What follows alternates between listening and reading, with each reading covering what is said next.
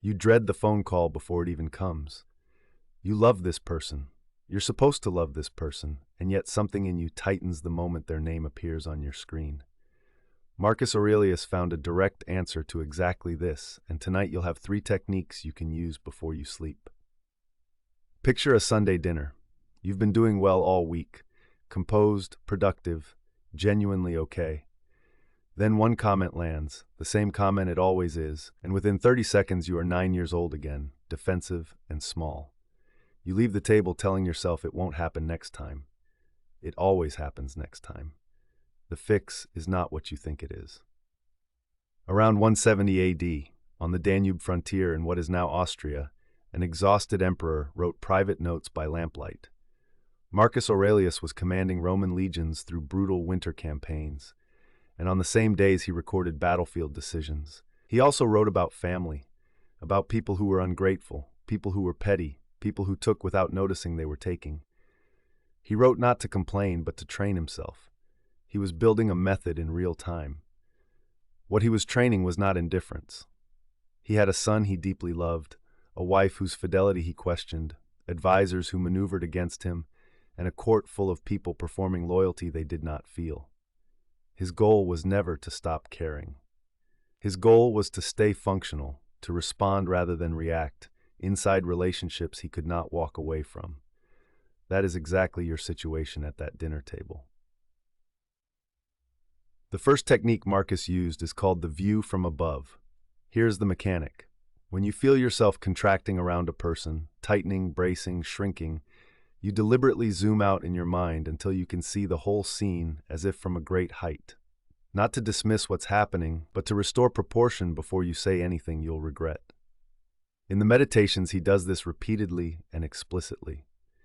He asks himself to picture not just the room, but the century, not just the argument, but the full arc of a human life.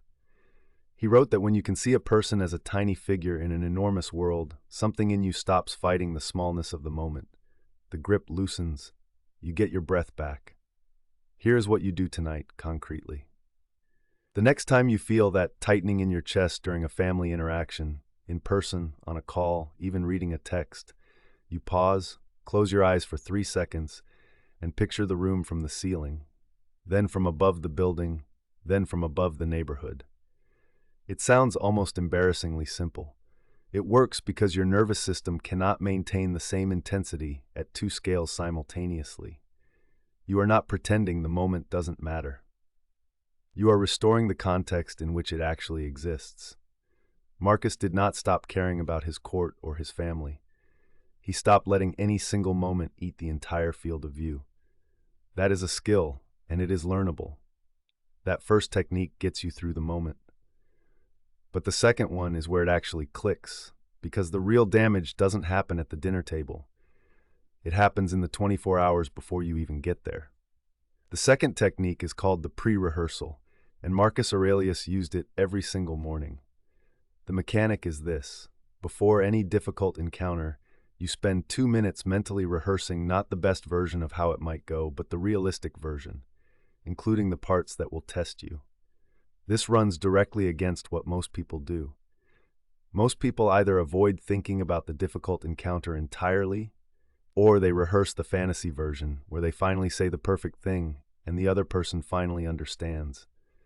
Marcus rejected both. He wrote that he prepared himself each morning by naming, specifically and without sentiment, the kinds of people and behaviors he would encounter that day. He did not rehearse them with contempt or dread. He rehearsed them with recognition. He told himself, this person has always done this. It is what they do. My job is to decide in advance how I will respond, rather than being caught off guard and responding from whatever is loudest inside me in that second. Here is the concrete practice.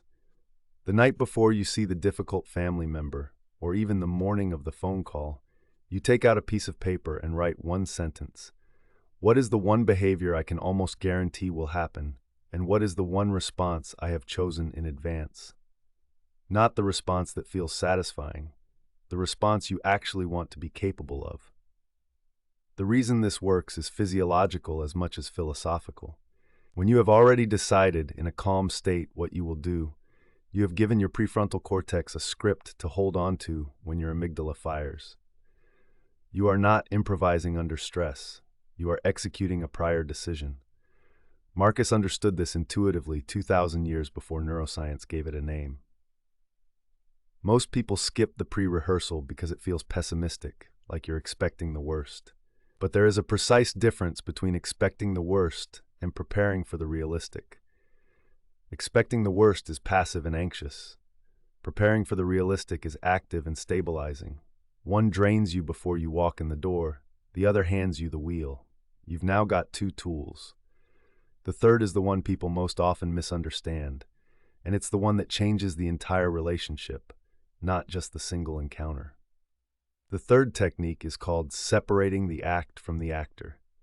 The mechanic is this. You train yourself to respond to what a person does without collapsing your entire understanding of who they are into that one behavior. These are two distinct things, and conflating them is what makes family so exhausting. Marcus wrote about this with striking directness. He noted that when someone wrongs you, they are not doing it to you personally in the way your nervous system insists they are. They are acting from their own confined understanding, their own fear, their own patterns that were mostly laid down long before you entered their life. They are doing what their nature, shaped by their history, produces. This is not an excuse. Marcus was not soft. He held people accountable. He was running an empire. But he separated accountability from the story he told himself about their fundamental character.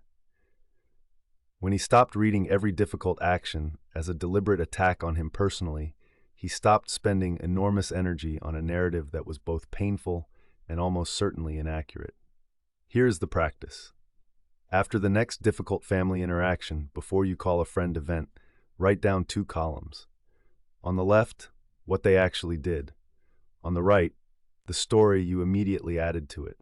She criticized my cooking is in the left column. She has never respected me and never will is in the right column. Marcus spent his life pruning the right column. The left column is the act. The right column is the actor you've constructed. Very often the right column is built from a handful of repeated incidents and a great deal of fear. When you strip it back to the left column, you often find that what actually happened was painful but smaller than the story. You can respond to something smaller. There is a specific misreading of all 3 of these techniques that causes people to abandon them after one try. They use them once, feel calmer, and then decide that calm means the relationship is now fixed. It is not fixed. The difficult family member is still difficult. The techniques are not changing them. They are changing your capacity to stay present without being destroyed. People quit when the other person doesn't transform. But that was never the contract. Marcus Aurelius never transformed the difficult people in his court. His stoic practice did not make his son wiser or his advisors more loyal. What it did was ensure that their limitations did not determine his inner state. That is a completely different and far more achievable goal. This distinction matters enormously in family relationships because the expectation of transformation is often the hidden engine of the resentment. You keep using these techniques hoping they'll eventually produce a changed person on the other end. When they don't, you conclude the method failed. The method didn't fail. The expectation was misplaced from the start. Let's bring all 3 together into a single scenario. Your mother calls. Within 40 seconds, she has said the thing she always says. The comparison, the subtle withdrawal of approval, the sigh that carries its own verdict. In the old pattern, you contract, you react, you spend the next 3 hours in a low-grade internal argument you didn't choose. With the view from above, you pause and zoom out. You are one person, in one apartment, in one city, in one decade. This moment is real, but it is not the entire sky. Your chest loosens by 5%. That 5% is enough to choose your next word. Because you did the pre-rehearsal last night, you already know she was likely to say this. You are not ambushed. You have a response already selected, not the one that feels powerful in the moment, but the one you chose from a calm place 12 hours ago. You use it. It is quieter than what you wanted to say. It is also truer to who you want to be. After the call, you write the 2 columns. Left column, She compared you to your sibling again. Right column. You notice you had immediately written that she loves your sibling more and always has. You look at the left column. You can respond to that. It is painful, but it is a specific, limited thing. It does not contain the whole verdict on your worth. This is not a performance of peace you're giving for her benefit. This is actual structural change in how the relationship sits inside you. It is still a hard relationship, but it is no longer running your internal life on its schedule, with its rules, at its volume.